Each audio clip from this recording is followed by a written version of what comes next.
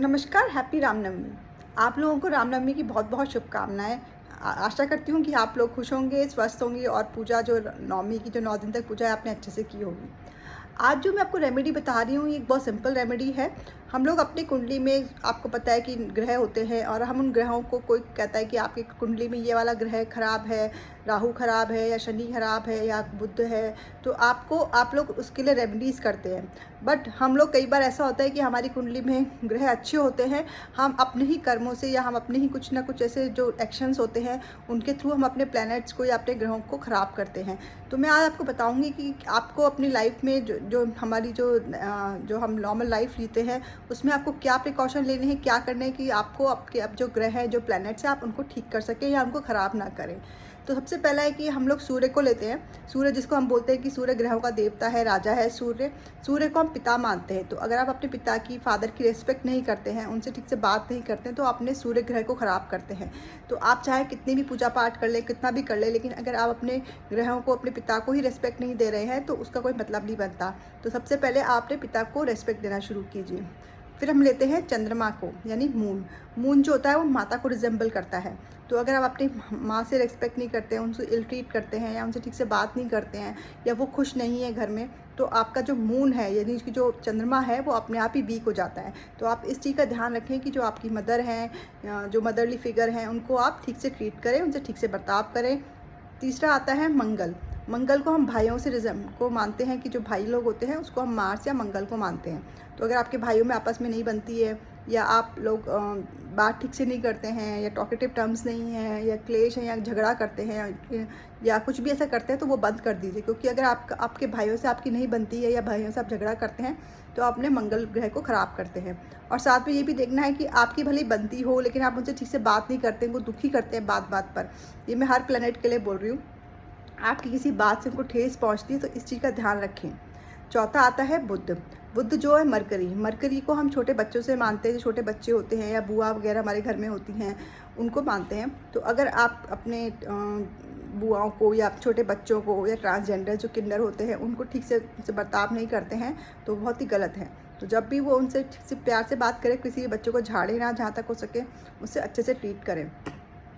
फिर हमारा आता है बृहस्पति ग्रह। बृहस्पति ग्रह गुरु को रिजेंबल करता है। तो अगर आप अपने गुरु के बारे में कुछ उल्टा सीधा बोलते हैं या उनसे ठीक से बात नहीं करते हैं, उनको अंडर पे करते हैं, उनकी जो फीस है वो नहीं दे रहे हैं, या जो ब्राह्मण हमारे घर में पूजा पाठ करने आते हैं उनको आप ठीक से उनका रिस्पेक्ट नहीं करते हैं, या वो जो दान दक्षिणा जो भी आपने पहले से तय किए वो नहीं दे के कम देते हैं, तो उससे आपका बृहस्पति ग्रह खराब होता है।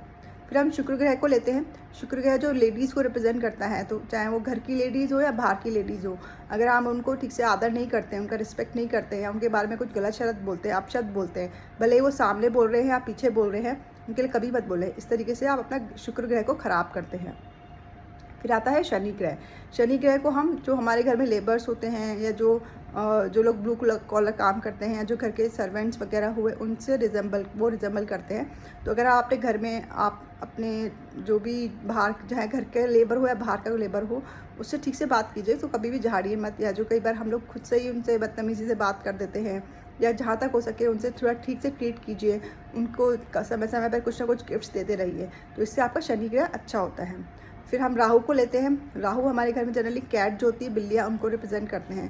तो कभी भी कैट को या बिल्ली को मारिए मत। उसको आप उसको घर में के बाहर चाहे तो दूध पिला सकते हैं, लेकिन कभी भी उसको मारिए मत। या हम लोग को एक बार हैबिट होती है ना बच्चों की, कैट्स को मारते हैं या ऐसे भगाते हैं, वो मत कीजिए। उससे आपका राहु ग्रह खराब होता है। फिर आता है केतु। केतु जो होता है वो डॉग को रिप्रेजेंट करता है।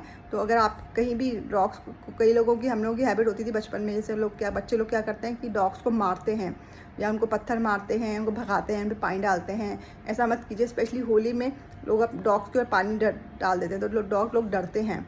तो आप ऐसा मत कीजिए। उनको फीड कराइए, उनको खाना खिलाइए जहाँ तक हो सके, लेकिन इन सब चीज़ों का ध्यान रखिए। क्योंकि अगर आप कितनी भी पूजा पाठ कर लें, अगर आप अपनी डेली लाइफ रूटीन में इन सब चीज़ों का ध्यान नहीं रखते हैं, तो आपके प्लैनेट या तो ख़राब होते हैं, या फिर अगर अच्छे हैं तो ख़राब होगी, और अगर ख़राब है तो वैसे भी आपका रिजल्ट ख़राब ही देंगे।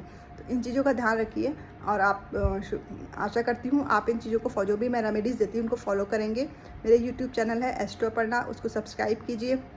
और फिर जो बेल आइकन है उसको दबा दीजिए ताकि आपको मालूम चलता रहे समय समय पे कौन से वीडियोस अपलोड हो रहे हैं। और मेरा फेसबुक पेज है एस्ट्रो अपर्णा, उसको लाइक कीजिए और इस वीडियो को ज़्यादा से ज़्यादा शेयर कीजिए ताकि लोग जो भी ये लोग गलतियाँ कर रहे हैं वो गलतियाँ ना करें, उनकी नॉलेज में भी ये चीज़ रहे और घर में जो हैप्पीनेस आए, सब हैप्पीनेस आते रहे। क्योंकि हम लोग सोचते हैं कि हम तो सब कुछ अच्छा कर रहे हैं, फिर हमें क्यों ख़राब परिणाम मिल रहे हैं, क्यों घर में शांति नहीं है।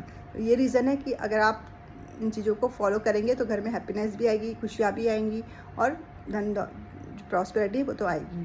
तो thanks for watching astro Aparna. Have a great day. Bye.